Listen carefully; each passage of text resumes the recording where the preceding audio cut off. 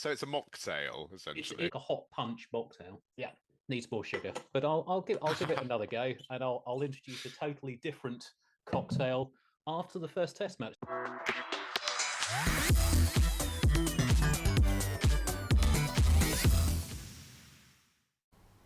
The first test of the Ashes series ended in what felt like the blink of an eye, and my apologies to anybody who had tickets to day 3 or day 4 of that match. As we know, it ended inside 2 days in Australia's favour. Plenty to talk about in the Ashes first test review here on Cricket and Cocktails. I'll be joined once again by Alan Bone, and we have a special guest for this episode, the esteemed county cricket commentator, podcaster and writer, Dan Whiting. But before we get to them, here's a recap on what happened over the course of the 2 days of the first test match. Behind in the Ashes series in record time after a second innings batting collapse from 65 for 1 to 164, and a brilliant century from Travis Head which handed Australia victory in 2 days. In total, the match lasted for 141 completed overs, making it the shortest ever Ashes test match on Australian soil. In the England second innings after the early loss of Zach Crawley, Ben Duckett, 28, and Ollie Pope, 33, had built the innings lead to 105 before the rot set in. Mark Boland was wicketless in the first innings, but here took 4 for 33. He dismissed Duckett, Pope and Harry Brook in quick succession as England's batters pushed at balls angled away from their body outside the line of off-stump. At one stage, England lost 3 wickets in just 6 balls. Mitchell Starc took 10 wickets in the match. He bowled Joe Root in the second innings and had Ben Stokes caught by Steve Smith. And only a partnership of 50 between Gus Atkinson and Bryden Carse dragged the England target beyond 200. Jamie Smith was perhaps the unluckiest dismissal. He was a judge caught behind after a review that lasted for 5 minutes and appeared to show a spike on snickometer, but after the ball had passed the bat. The target of 205 felt at least par on a pitch that remained quick and bouncy, albeit with a bit less movement than we saw on day 1, but that was not enough to contain Travis Head. He opened the innings with Jake Weatherald and blitzed 123. His century arrived in just 69 balls as Head moved across his crease to unleash fearsome cut and pull shots. It was the second fastest Ashes century in terms of balls faced of all time. By the time he was out hooking Carse to Duckett at mid-wicket, the game was nearly over, and Steve Smith settled the match in Australia's favour with a punch into the offside, again off Bryden Carse. The only other wicket to fall was Jake Weatherald, who was caught by Duckett's in the slips off the same bowler. England have 12 days to regroup ahead of the second test in Brisbane. That starts on December the 4th, and questions will be asked of the batting lineup. It lasted less than 70 overs across both innings in this match, and with 2 ducks off 11 balls faced in the game, the opener Zach Crawley is the most vulnerable. Australia will possibly be strengthened by the return of bowler and captain Pat Cummins, although there's no rush to bring him back now, and there might be another change in the 11 given the back injury to Usman Khawaja, which limited his time in the field over the course of this match. Thank you very much for joining me. That was all over fairly rapidly. Your immediate thoughts on the test match? I'll start with you, Dan, and then you, Alan. Well, it was grim, wasn't it? It was grim. Normally a quick game's a good game, but not in this instance, and it was dreadful. It was absolutely shambolic. 67 overs England batted in the whole test.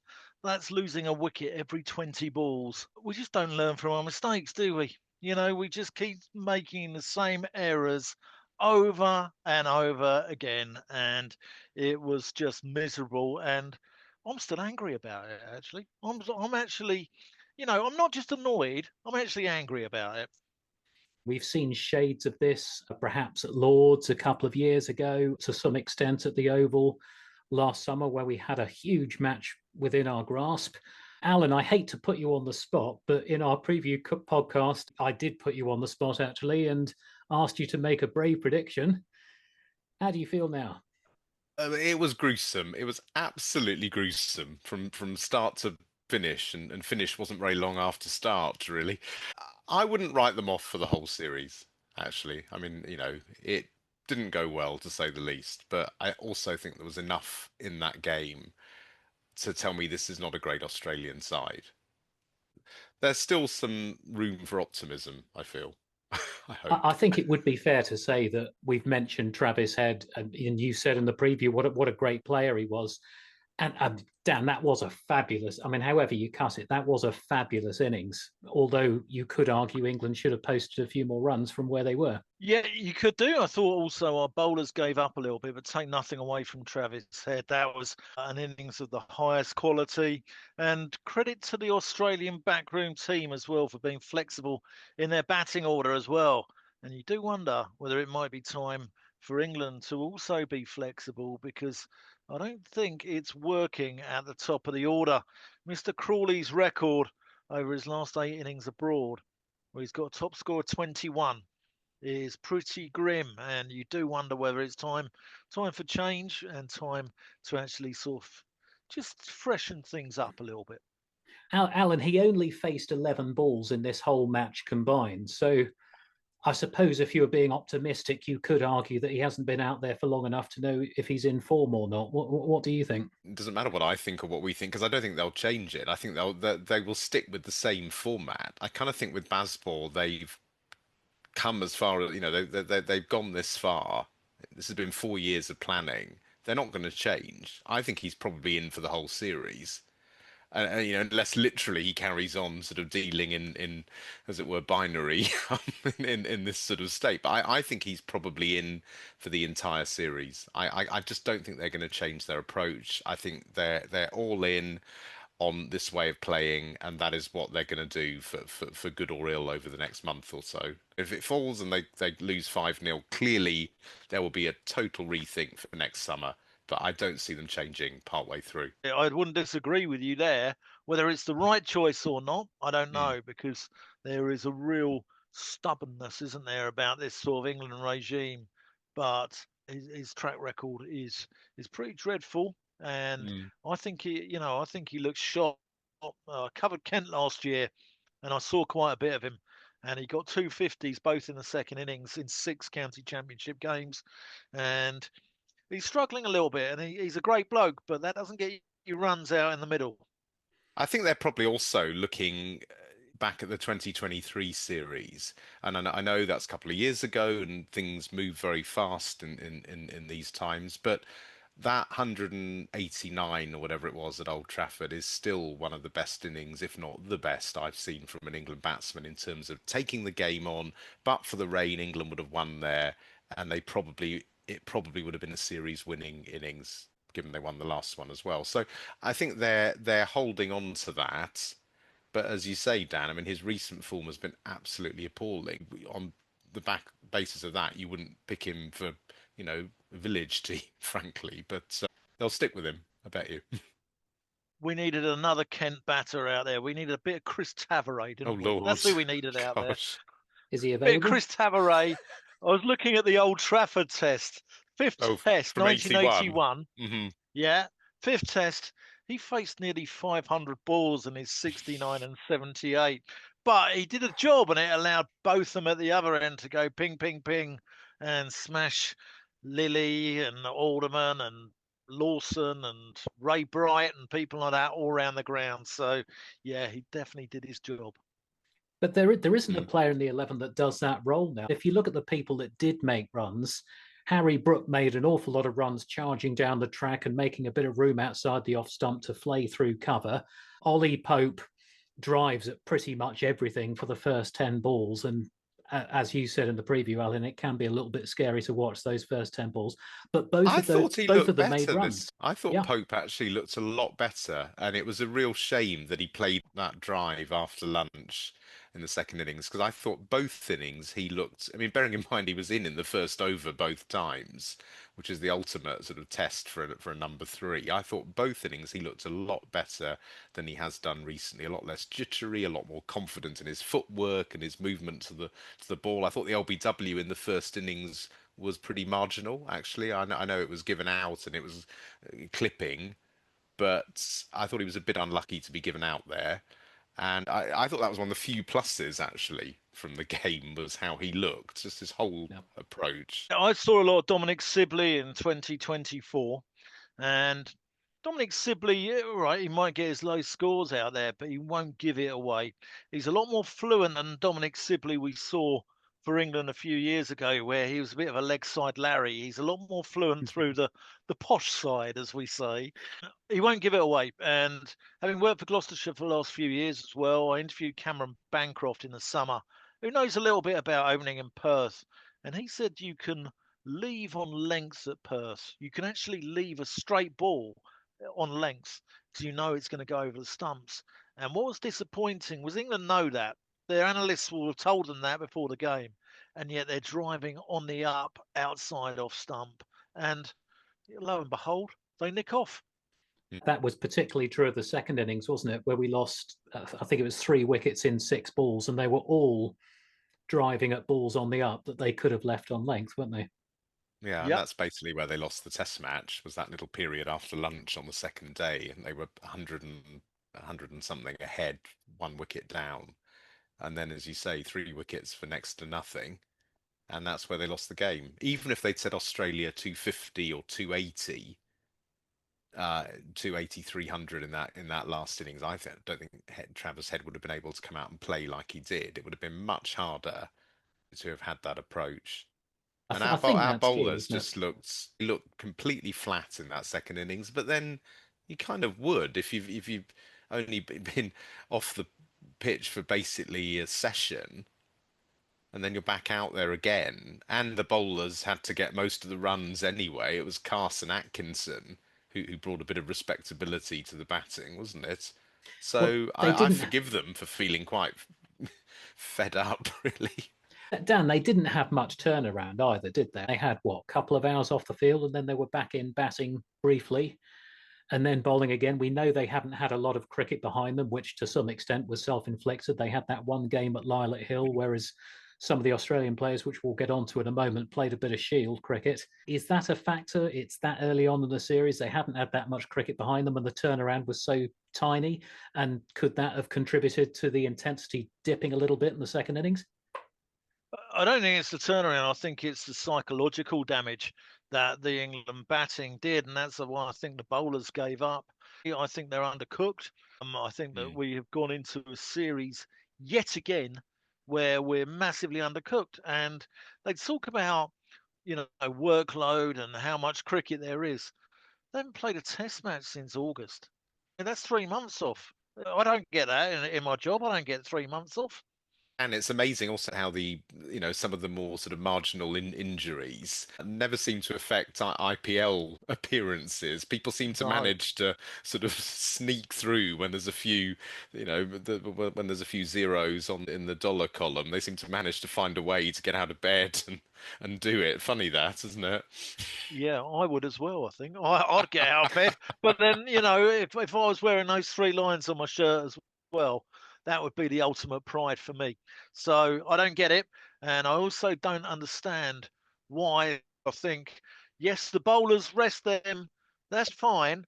But the batters, I think they need to get some runs under Aussie conditions, and whether that's Canberra where the ball's bouncing at knee height, or whether it's at Brisbane where the ball's bouncing at chest height, England needs some runs under their belt, big time. It's a weird one, that, and I think also they've left themselves wide open to criticism if they fail in Brisbane. It's just going to be such an obvious attack that everybody will come in and sort of say, "What on earth have you been doing?" It will be basically 2 weeks off in inverted commas, isn't it, since losing on the second day of the Test match. And I did hear, I think it was Peter Siddle saying, because he's I think going to be playing in that game, and he said he completely understands why they're not going, given, as you said, the difference in it'll be much lower bounce there, and it won't in any way equate to the conditions in Brisbane. But it's cricket, it's with a pink ball, it's at night, so there's already three things that are um, kind of similar. I'd love a job where, you don't work for 3 months, you rock up for 3 days, get a week off, rock up for 2 days, get 2 weeks off. I wouldn't mind a job like that. That leads us quite nicely on to the Australian team. That we'll start with Australia's strengths, particularly in day-night tests, and then we'll get on to their weaknesses. Now we know what an outstanding performer Mitchell Starc is in any conditions, but his record in day-night tests is unbelievable. At 80 plus wickets at an average of about 17. He took 10 wickets, forgive me, in this match at Perth. He must be a huge plus for Australia going into that Brisbane game. Well, I think Yeah, England would be quite pleased if he averaged 17 after the last test, wouldn't he? That would be an improvement for us. I mean, they're very, very good in day-night conditions, and I guess there are still doubts about Cummings. Hazelwood looks to me like he's probably out for this Yeah. next one, if not the whole series. Cummings possibly coming back. I mean, it favours them day night. Day night conditions. The stats tell you it favours them. Yeah, they've only lost once in day night cricket, whereas we've played seven and lost five. And one of them was a good few years ago against a West Indies side that is not as good as this Australian side. And the other was a couple of winters ago against New Zealand in Mm. conditions that will probably be quite different, Dan, from what they're likely to see in Brisbane. and I think the pink ball swings for longer as well. It's got that lacquer on it, hasn't it? Which is why I think Stark has been so prolific in that form of cricket. Scott Boland as well. His record Yeah. in Australia is one of the best of all time, and signs are looking ominous. Cummins or no Cummins, I think 5-0 couldn't be more on the cards if I saw Steve McGarrett in Hawaii. I think it's 5-0 written all over it. Oh dear, oh dear, oh dear. Do they need Nathan Lyon? I'll ask either of you that. Do they need Nathan Lyon? He Um, bowled 2 overs in Perth. He wasn't really required, was he? they'll probably pick him in Brisbane just because it gives obviously an option, and he's clearly a world-class bowler with a fantastic records. And I mean, the way England are batting, you're not going to need five pace bowlers, which is what they'd end up with Cameron Green as a bowling option. So I think they'll pick him. I don't know what you think, Dan, but I think they will. Yeah, they'll go with Nathan Lyon. You need the variety just in case things go wrong as well. And, should it go for longer than 2 days this time as well, I think Stark will chew up the surface in his follow through, being a Hmm. left arm over, which brings Lyon into play on days 4 and 5. So I think Nathan Lyon will definitely play. Okay, so these are Australia's strengths, bowling with the pink ball in day-night conditions. Let's have a little look at their weaknesses. Travis Head was on a level apart from everyone else in the Australian batting. Steve Smith looked probably the most uncomfortable I've ever seen of him in Australian conditions in the first innings at Perth. Kawaja was fairly anonymous. He had some back problems and he was discarded in his traditional spot at the top of the order on both occasions in Perth. There are some problems in the batting, aren't they? But England just simply weren't persistent enough, particularly in the second innings, to truly exploit that. Yeah, their batting is quite vulnerable. I mean, we saw this when they played in the Caribbean, although they won the three Test matches there earlier in the year. It was very much the bowlers getting them out of jail every time because the batting was pretty shambolic. I agree with you on Steve Smith. I mean, he's a great player, but he looked all at sea really. Labuschagne has got a fairly awful recent record. But is he the player he was? I don't think he is. Kawaja, I think, could be heading for the retirement or quite easily. Whether they'll use his injury as a reason to sort of gently tap him on the shoulder, I don't know. But yeah, I think there are definitely some vulnerabilities in that batting lineup. Dan, would you Yeah, keep with Head at the top of the order and possibly move Kawaja on, move Cam Green up, and bring in Bo Webster, something like that? that's another option, and Webster can also get through a few overs with the ball, can't he? I think they've got a few issues at the top of the order. I know Travis Head has come good in this one, but I didn't see that much out of Weatherall to actually sort of suggest that he's, going to be prolific at Test level. Constas, he's been the sort of the pantomime opener, isn't he, in recent years? Will Pukowski has had to retire through concussion injuries. Mm. Cameron Bancroft, I see quite a lot of him at Gloucestershire, and I think Australia will be a stronger side with him in that side. I think he's a good, solid, old school opener. And what you notice, he's an accumulator. Suddenly look up at the scoreboard, he's got 70 or 80 on it. And I think Australia would be a better side with Cameron Bancroft in it. Whether they go down that route, I don't know, but I think that Cameron Bancroft would make Australia a stronger side and solidify that top order. If we can get into a situation, and I thought it would happen in this game, and it clearly didn't, where we can post even a reasonable first innings score. It doesn't have to be an amazing 400 or 500, but even a sort of 300, 350 score on difficult pitches. I'd be very interested to see how Australia's batting responds to that. I mean, I think that's England's one chance in this, given it's a day-nighter. If we can win the toss, bat first, have some luck with the Bazball approach, score fast, and get to a position where we're bowling on that first evening, but with a decent, having scored fast, having got in excess of 300, that gives us a chance, I think. In those conditions, who are your key bowlers? Extreme pace or the people that can nibble it around a bit and are still fairly brisk themselves, such as Atkinson? I think you can get too obsessed by pace over skill. I think you need a little bit of bit of Sir Thomas More out there, man for all seasons, and I think you need someone who can do sort of a little bit of you've got the pace of Wood and Archer.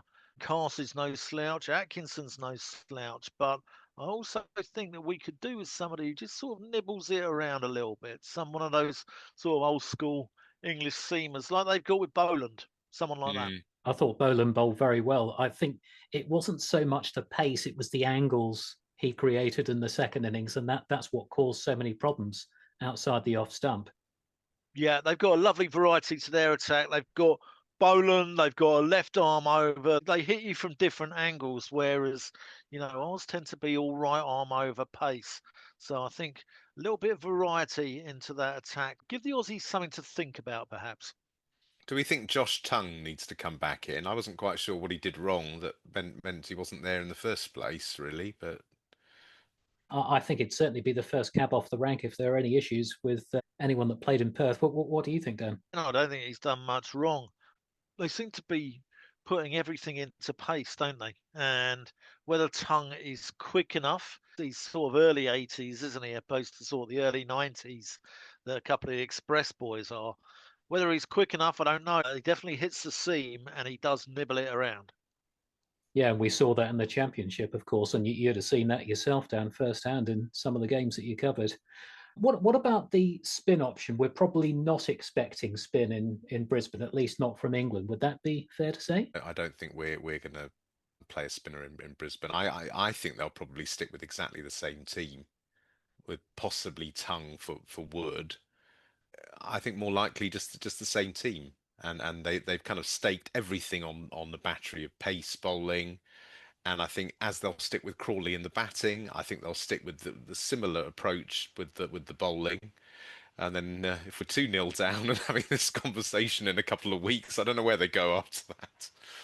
Well, I think They 2 go nil wherever they're down. going Yeah, next, I guess. I don't know.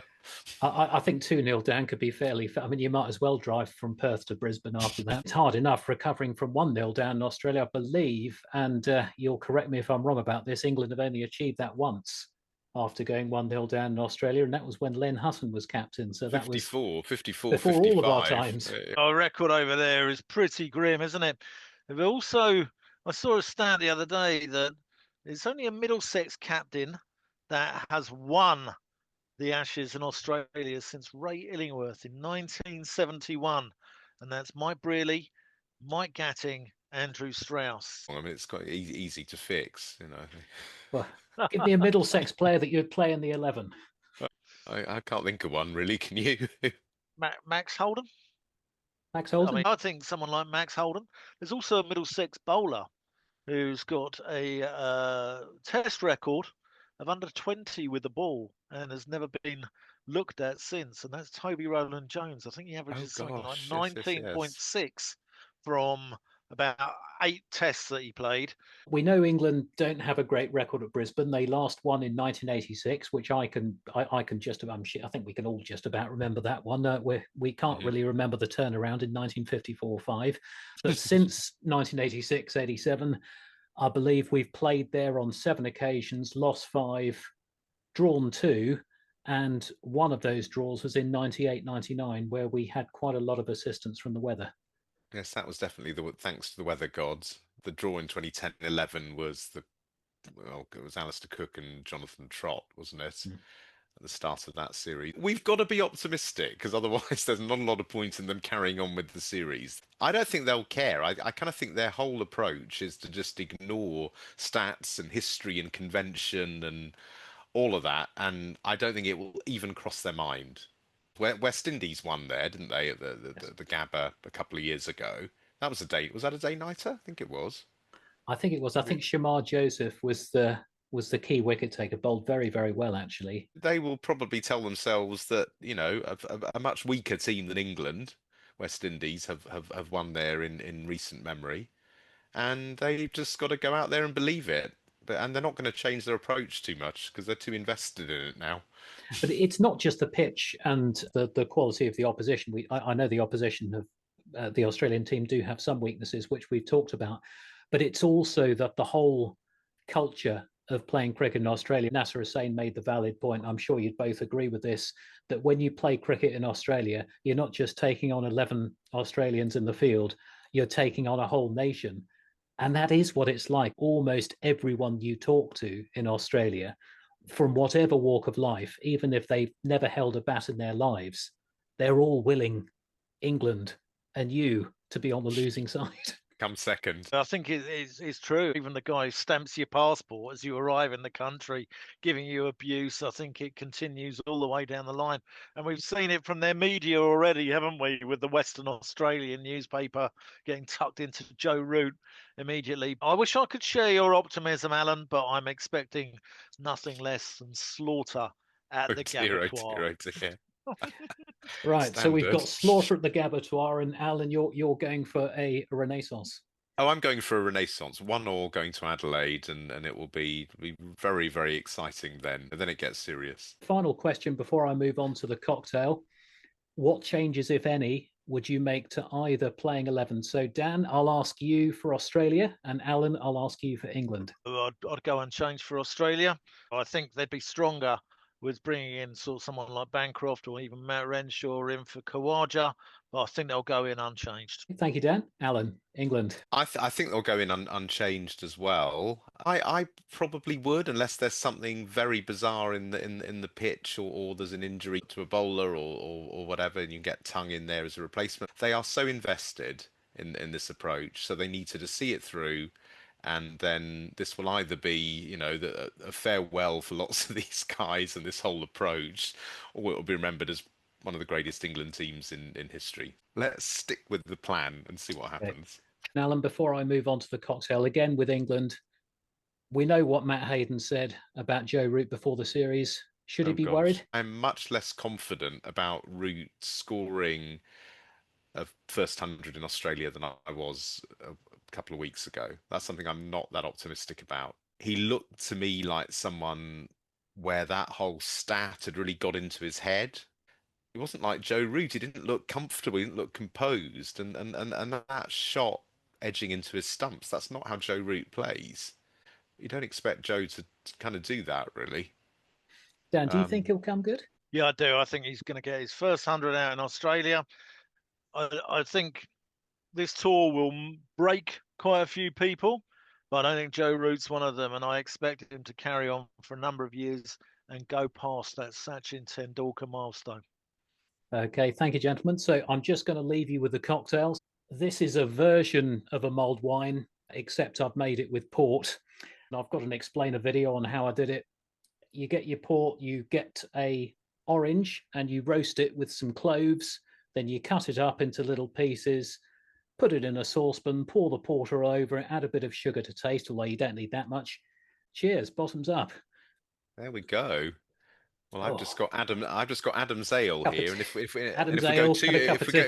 if we go 2-0 down, it's going to be hemlock, I'm afraid, next time. Well, maybe we should go with one of Winston Churchill's quotes. If I win, I deserve champagne, and if I lose, I need it. Very good.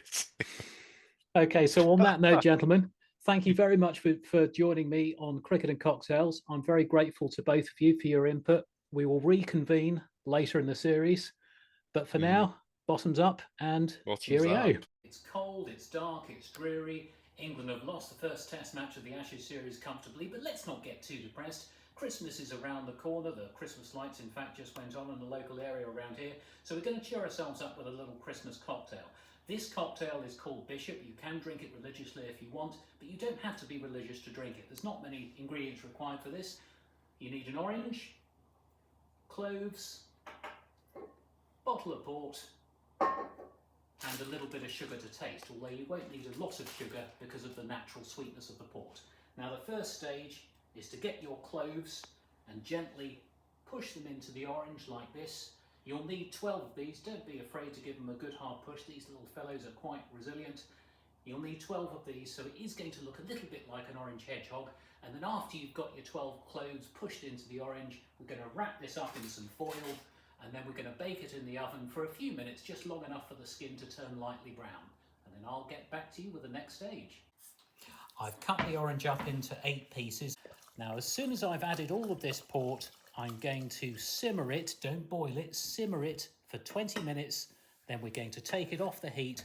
We're going to sieve out all of the orange and all of the gunk, and then I'm going to drink some of it. I heated up the orange with all the cloves stuck in it until the skin was lightly brown. I cut it into 8 pieces. I made sure all the pips were out, and then I put that in a saucepan with a bottle of port, simmered it for 20 minutes. I've sieved it off so there isn't any gunk in there. And now, here's the little taste test. Lovely. Well, there you have it. My thanks to Alan Byrne and Dan Whiting for their input into this podcast. My thanks to Adobe for the lovely music, and my thanks to Mrs. Beeson for the lovely cocktail recipe. I should remind you that the last scheduled day for the second test match in Brisbane is December the 8th, but if we've learned anything from this first test match, it's probably best to get through the turnstiles early. Goodbye for now.